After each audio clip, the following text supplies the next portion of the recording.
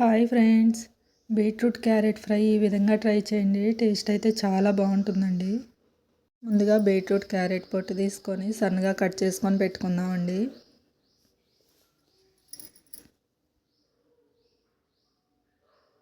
చూసారు కదా, కట్ చేసుకోవటం అయితే అయిపోయింది.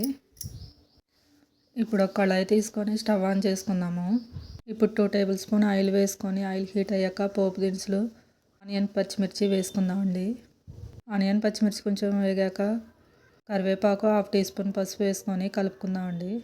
కలుపుకున్నాక మనం ముందుగా కట్ చేసి పెట్టుకున్న క్యారెట్, బీట్రూట్ వేసుకొని కలుపుకుందాము. ఇప్పుడు 2 టేబుల్ స్పూన్ ఉప్పు వేసుకొని కలుపుకున్నాక మూత పెట్టుకొని 10 to 15 మినిట్స్ మగ్గించుకుందామండి.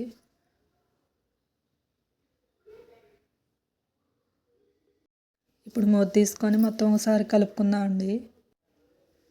కలుపుకున్నాక 1 టేబుల్ స్పూన్ కారం, 1 టేబుల్ స్పూన్ ధనియా జీరా పౌడర్ వేసుకొని మొత్తం ఒకసారి కలుపుకొని మూత పెట్టుకొని 5 మినిట్స్ మగ్గించుకుందామండి.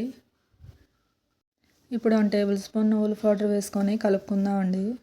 నువ్వుల పౌడర్ వేసుకుంటే టేస్ట్ అయితే చాలా బాగుంటుంది. మీరు కూడా ఒకసారి ట్రై చేయండి. ఇప్పుడు కొత్తిమీర వేసుకొని గార్నిష్ చేసుకుంటే ఎంతో టేస్టీ అయిన క్యారెట్ బీట్రూట్ ఫ్రై రెడీ. నా వీడియో కనుక నచ్చినట్లయితే లైక్ చేయండి, షేర్ చేయండి, సబ్స్క్రైబ్ చేసుకోండి. బాయ్.